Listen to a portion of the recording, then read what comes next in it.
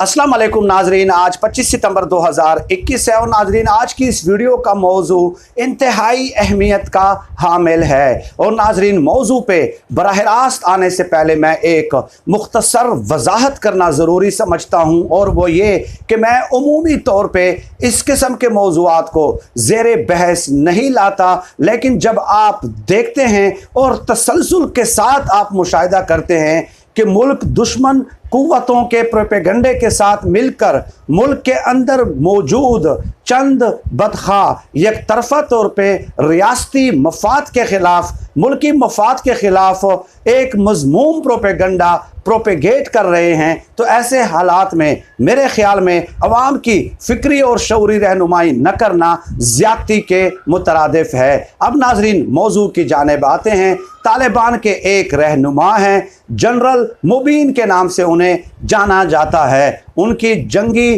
जो कारनामे हैं, जंगी खिदमात जो हैं, वो तो खुसूसी तौर पे सामने नहीं आ सकी, लेकिन बहरहाल उर्फ़ आम में उन्हें जनरल मुबीन कहा जाता है। और जनरल मुबीन जो हैं वो तालिबान की सोशल मीडिया टीम के सरबराह भी हैं। नाज़रीन गुज़श्ता दिनों उन्होंने एक अफ़गान पश्तो टीवी चैनल को इंटरव्यू दिया, जहां इमरान खान साहब के हवाले से भी सवाल पूछे गए। एंकर ने उनसे सवाल पूछा कि इमरान खान साहब का ये ख्याल है कि अफ़गानिस्तान में अमन तब सिर्फ उस सूरत में कायम हो सकता है जब तमाम कबाइल को या तमाम स्टेक होल्डर्स को हुकूमत में शामिल किया जाता है या इक़्तिदार में उन्हें नुमाइंदगी दी जाती है। तो उसके सवाल के जवाब में जनरल मुबीन कहते हैं कि आपने इमरान खान के जामे हुकूमत के बारे में बयान से मुतालिक पूछा है, तो इसका जवाब यह है कि पाकिस्तान के अपने बड़े मसाइल हैं और इमरान खान खुद अवाम की ताकत से इक़्तिदार में नहीं आए। लोग कहते हैं मौजूदा हुकूमत हैंड पिक्ड है और ये काफ़ी हद तक दुरुस्त भी है, लेकिन मुझे बहैसियत अफ़गान शहरी इमरान खान को कठपुतली कहने का कोई हक हासिल नहीं है और ना ही उनके रियासती मामलात में मुदाखलत का मुझे हक हासिल है। आगे चल के वो कहते हैं कि पाकिस्तान का निज़ाम चाहे जमहूरी है, चाहे लार्ड मेकाले के निज़ाम से वो मुतासिर हैं, ये उनका अपना अंदरूनी मसला है, मुझे इसमें मुदाखलत करने का कोई इख्तियार हासिल नहीं है। ऐसे ही अगर हमारा निज़ाम मुलाओं पर मुश्तमिल है या इंतहा पसंदों पर मुश्तमिल है, तो पाकिस्तान को भी और इमरान खान को खुसूसी तौर पर इसमें मुदाखलत करने का कोई हक हासिल नहीं है। इसके अलावा उन्होंने डेफिनेटली कठपुतली भी कहा, सिलेक्टेड भी कहा, जो उमूमी तौर पे आप अपोजिशन की सियासी जमातों की जानिब से अल्फाज सुनते रहते हैं इमरान खान साहब के बारे में, वो उन्होंने अदा किए हैं। अब नाज़रीन ये एक ख़बर है, इस पे सबसे पहले वीडियो अपलोड की है तलत हुसैन साहब ने, इसके अलावा अमार मसूद साहब ने, इसके अलावा इमरान शफ़क़त साहब ने। इमरान शफ़क़त साहब ने जो अल्फाज इस्तेमाल किए हैं वो गैर सफारती अल्फाज हैं। वो कहते हैं कि इमरान खान साहब की बेइज्जती हो गई है, यानी वो उस पर जश्न मना रहे थे, खुशी का इजहार कर रहे थे कि इमरान खान साहब की बहुत बड़ी बेइज्जती हुई है। लेकिन तलत हुसैन साहब ने इंतहाई मुहज़्ज़ब पैराए में इस पे बात करने की कोशिश की है, मुहज़्ज़ब पैराए में जो है दलाइल देने की कोशिश की है और कहा है कि इमरान खान साहब को अब सोच लेना चाहिए कि उनके बारे में ये तासुर कठपुतली का इस कदर गहरा क्यों कर होता जा रहा है और इसकी गूंज जो है वो पड़ोसी मुल्क में भी अब सुनाई देने लगी है। तो इसका जवाब तलत हुसैन साहब ये है कि ये तासुर गहरा होता नहीं जा रहा, बल्कि इस तासुर को, इस यकतरफा प्रोपेगंडा को गहरा करने में आप लोगों का कलीदी किरदार है। नाज़रीन सियासी जमातों के रहनुमाओं ने तो एक दो बार कह दिया ना कठपुतली, सिलेक्टेड, उसके बाद इन अल्फाज को पकड़ना किसने शुरू कर दिया और तसलसल के साथ अपने ट्विटर अकाउंट पे इसकी प्रोपेगेशन किसने की है, इस प्रोपेगंडे की, तो डेफिनेटली उनके जो वफादार सहाफ़ी, तज्ज़ियाकार और एंकर्स हैं उनका कलीदी किरदार है।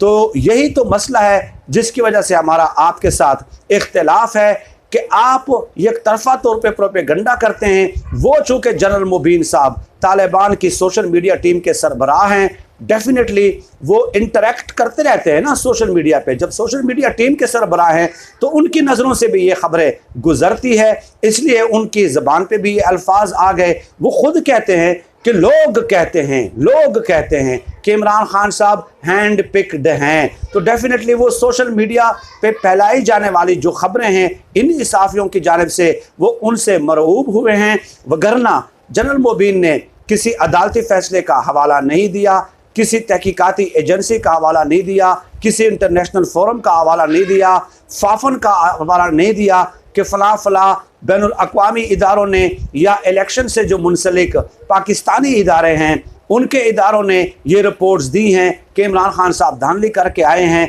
इस तरह की कोई जो है ना बात जनरल मुबीन ने नहीं कही, बल्कि जो सोशल मीडिया पे हेयर सेइंग होती है उसी को बुनियाद बनाकर वो ये कह रहे हैं कि लोग कहते हैं। तो ये बहरहाल इन लोगों का कारनामा है जो इस तरह के ट्रेंड्स वगैरह चलाते रहते हैं। दूसरी बात यह है कि बैनुल अक़वामी बरादरी को अब सोच लेना चाहिए कि जो ये कहते हैं कि तालिबान को पाकिस्तान कंट्रोल कर रहा है, पाकिस्तान ने यहाँ से पंजाबी लोग भेजे, ट्रेन करके भेजे, तालिबान तो खुद जिसमें खुद कुछ हैसियत ही नहीं रखते, अपनी कोई इनफरादी उनकी कोई हैसियत ही नहीं और ना ही कोई वजूद है।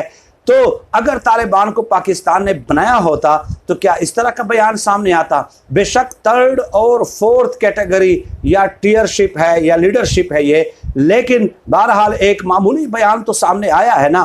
तो जो पाकिस्तान के अंदर बदख़ा मौजूद हैं, जो पाकिस्तान के बाहर बदख़ा मौजूद हैं, अगर इस बयान को दुरुस्त तस्लीम कर भी लिया जाता है फिर तो आपको ये तस्लीम करना पड़ेगा कि पाकिस्तान का तालिबान के बनाने में और उनको कंट्रोल करने में कोई किरदार नहीं है। इसलिए पाकिस्तान के ख़िलाफ़ मुल्क के अंदर और बैनुल अक़वामी सतह पे ये प्रोपेगंडा रुक जाना चाहिए। अगर वो इस बयान को बुनियाद मानते हैं, बतौर दलील और बतौर हुज्जत तस्लीम करते हैं। अब नाज़रीन आ जाते हैं कि इमरान खान साहब ने कतई तौर पे कोई मुदाखलत नहीं की है। इमरान खान साहब ने ट्वीट किया, एक राय दी, और मेरे ख्याल में एक 10वीं जमात का जो बच्चा है वो भी इस बात को तस्लीम कर सकता है, समझ सकता है कि वहाँ पे मुख्तलिफ कबाइल हैं, मुतहारिब हैं, खून रेजी हो रही है, जंगें होती रही हैं। सिर्फ ये कि मुख्तलिफ जो ग्रोह हैं वो इक़्तिदार में अपना अपना हिस्सा मांगते हैं, वजारतें मांगते हैं। तो डेफिनेटली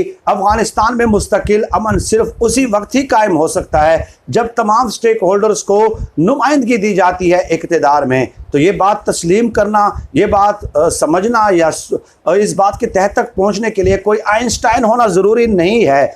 और सवाल ये है कि पाकिस्तान अपनी राय क्यों ना दे? आप मुझे बताइए कि अफ़गानिस्तान के हालात से सबसे ज़्यादा अगर कोई मुतासिर होता है तो वो पाकिस्तान के ऊपर बराह रास्त उसका इम्पैक्ट होता है।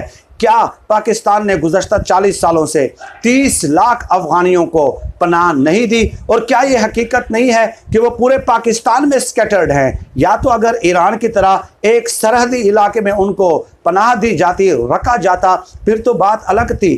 तो 40 सालों से 30 लाख अफ़गानों को हमने पनाह दी, यहाँ पे अमन व अमान के मसाइल पैदा हुए, हमारी मईशत के लिए असरात पैदा हुए। अब अगर वहाँ पे अमन कायम नहीं होता और खाना जंगी होती है तो उसका बराह रास्त इम्पैक्ट पाकिस्तान पे आएगा।